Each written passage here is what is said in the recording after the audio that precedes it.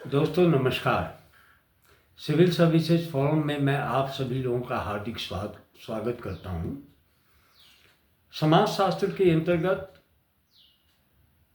जो उत्तरोत्तर आधुनिकतावादी समाज के प्रख्यात चिंतकों में से एक नाम एंथोनी गिडेंस का है। ये मूल रूप से ब्रिटिश समाजशास्त्री हैं,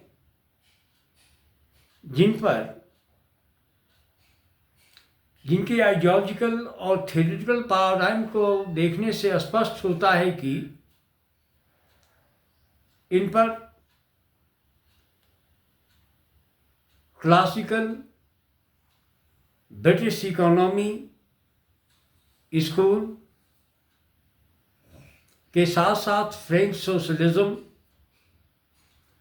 और जर्मन आइडियोलॉजी जो क्लासिकल आइडियोलॉजिकल थॉट के रूप में विकसित हुआ है, जिसे स्कूल के रूप में हम लोगों ने देखा है। मैंने भी कई बार चर्चा इसकी की है। खास करके मार्क्सवादी परिप्रेक्ष्य में इसका मैंने विश्लेषण प्रस्तुत किया है। इन धाराओं को अपने इंटेलेक्चुअल कैरियर में आत्मसात करते हुए, एसिमिलेट करते हुए, उसकी समालोचनात्मक व्याख्या जो है एंथोनी गिडेंस ने किया है। An introduction to Anthony Giddens जो पहला एपिसोड है, जिसकी चर्चा मैंने पहले की है, वहाँ भी हमने स्पष्ट रूप से ये दर्शाने का प्रयास किया है कि एंथोनी गिडेंस जो प्राय सोशियोलॉजिकल थॉट हैं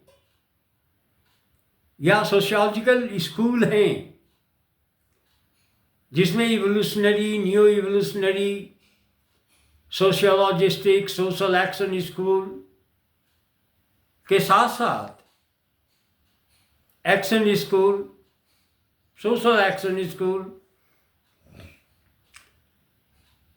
मार्क्सियन और कॉन्फ्लिक्ट स्कूल और अन्य जो school, structural functional school, phenomenological, methodological orientation और इथनोमेथोलॉजिकल ओरिएंटेशन,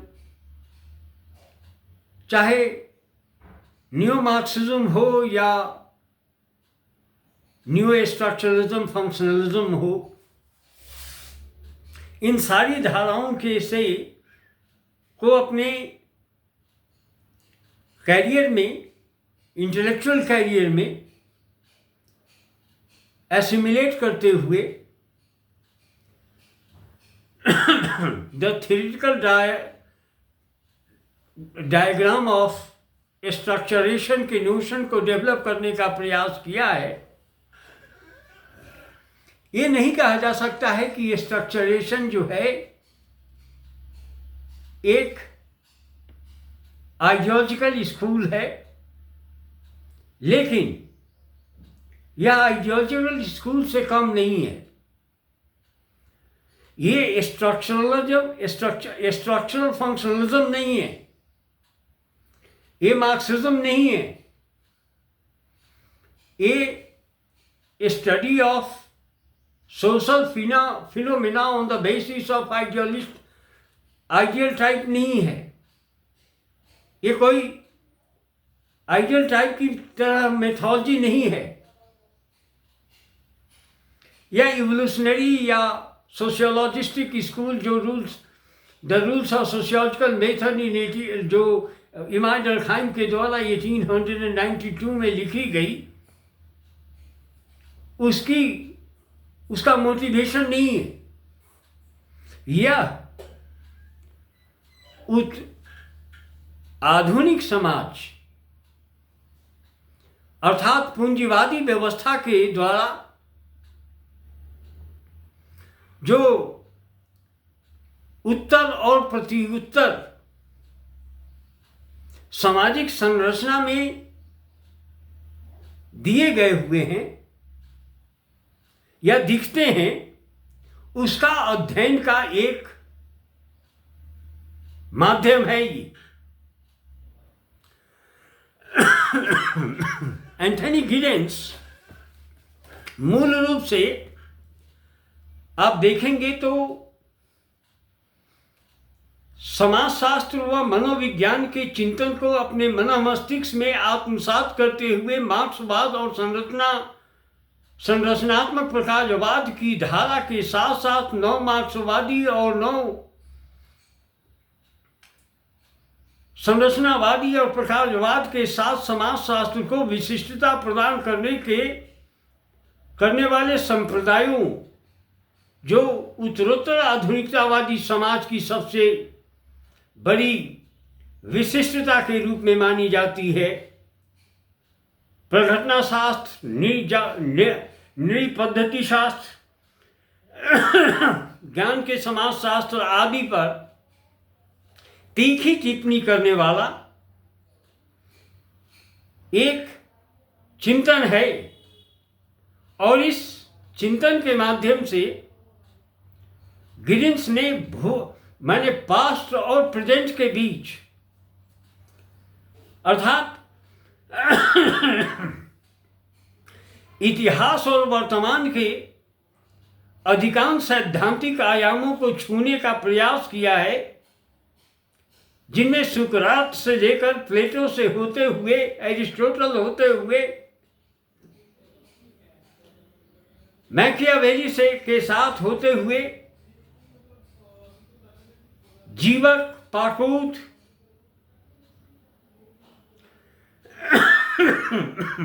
कौटिल्य के साथ साथ ऋग्वेद की धारा को परिभाषित करने का प्रयास किया है और उससे अपने सैद्धांतिक आयाम को संरचना स्ट्रक्चरेशन की पद्धति को नए ढंग से परिभाषित करने का प्रयास किया है।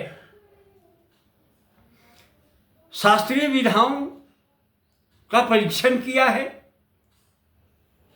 लेकिन भविष्य को छूने तक का भी प्रयास नहीं किया है, क्योंकि क्लासिकल सोशियोलॉजी जो अगस्त कुंत के positive polity and positive philosophy के माध्यम से हमारे और आपके बीच में स्पष्ट रूप से स्वीकार करता है कि समाजशास्त्र कभी भी भविष्य समाज की व्याख्या नहीं करता है। दोस्तों, इन्हीं के साथ यही कारण है कि आदिम साम्यवादी समाज से लेकर उत्तरोत्तर आधुनिकतावादी समाज के बीच के सहसंबंधों के आधार पर द थ्योरेटिकल पैराडाइम ऑफ स्ट्रक्चरेशन की थ्योरेटिकल पर्सपेक्टिव को डेवलप करने का प्रयास किया है। एक सवाल बड़ा उभर कर के आता है। बात यह है कि समाज आदिम साम्यवादी प्रिमिटिव कम्युनिज्म से के बाद slavery society, feudal society, capitalistic society और भावी सोशियोलॉजिस्टिक भावी सोशलिज्म और कम्युनिज्म के रूप में उभर करके सामने में आएगा। यह चिंतन 1848 में कम्युनिस्ट मैनिफेस्टो में कार्ल मार्क्स के द्वारा विकसित किया गया था, जो समाजशास्त्र की परंपरा से अलग है। लेकिन एंथनी गिडेंस समाजशास्त्रीय परंपराओं को स्वीकार करते हुए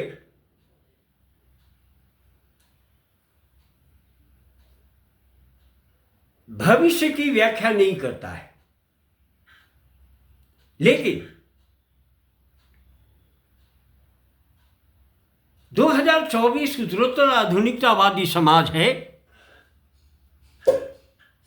खास करके यूरोपीय और अमेरिकी समाज को आप देखें तो वह post capitalistic society, post industrial society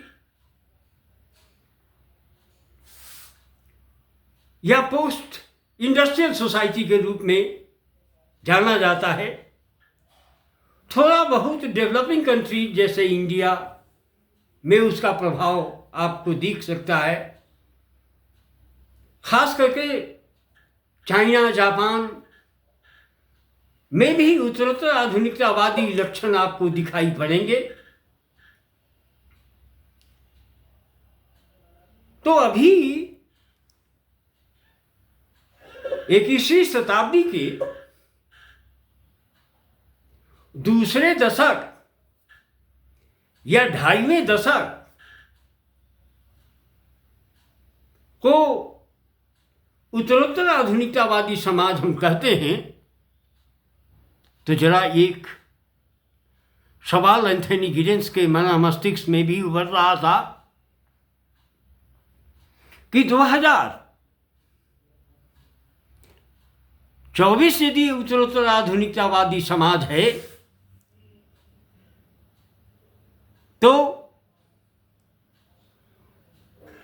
2124 जो होगा वह समाज की उसकी संरचना क्या हो सकती है, उस समाज को हम क्या कर सकते हैं, समाज की रूपरेखा क्या हो सकती है।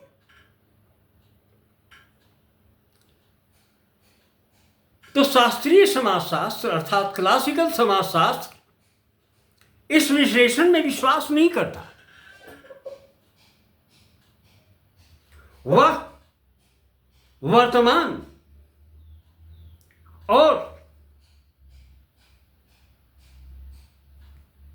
पास्ट फिनोमेना का या past social, political, economic, psychological, historical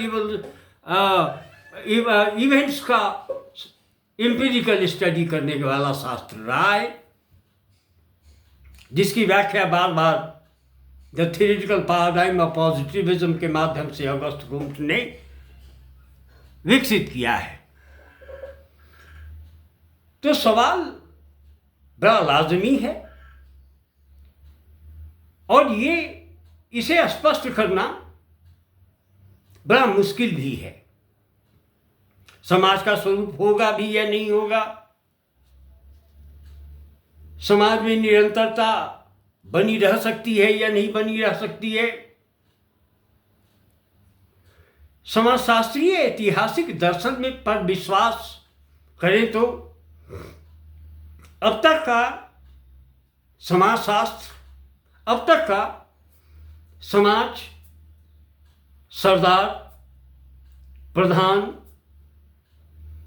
मुखिया, राजा, गणतंत्र, समग्रवाद, साम्यवाद, समाजवाद, फांसीवाद, नाजीवाद, अधिनायक तंत्रवादी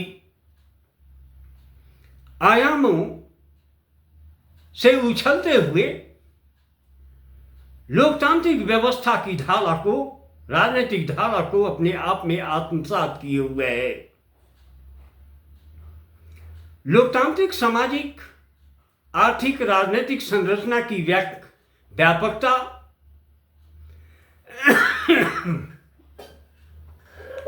आज प्रभावी है। यह सच है कि 2024 की चुनौतियां भिन्न हैं। आरंभिक समाजशास्त्र से तो दूसरी ओर यह भी सच है कि अगर समाजशास्त्र को ऐसे 21वीं शताब्दी के दूसरे दशक में समाजशास्त्र के विषय वस्तु, सामाजिक क्रिया, अंतःक्रिया, व्यवहार, सामाजिक संबंध, सामाजिक समूह, नातेदारी, संस्त्रीकरण, सामाजिक, आर्थिक, धार्मिक संरचनाओं के अध्ययन पर निहित है। यूरोपीय अमेरिकी समाजशास्त्र के विकास में संस्कृति को सशक्तता प्रदान करने वाली भाषा सबसे प्रभावी भूमिका अदा की है। यही कारण है कि विशिष्टता प्रदान किए हुए अंग्रेजी भाषा व रोमन लिपि को कमोबेश अंतर्राष्ट्रीय भाषा के रूप में स्वीकृति है। यही कारण है भाषा और भारतीय भाषा में भी रचनात्मक विकास किए गए हैं और विकास जारी है। एंथनी गिडेंस की यह भावना, यह सिद्धांत, यह मार्मिकता को अपने आप में आत्मसात किए हुए है। इसी के साथ मैं आपसे अगले एपिसोड में मिलूँगा। Thank you very much. Good morning, good afternoon, good evening, good night, सबा खैर।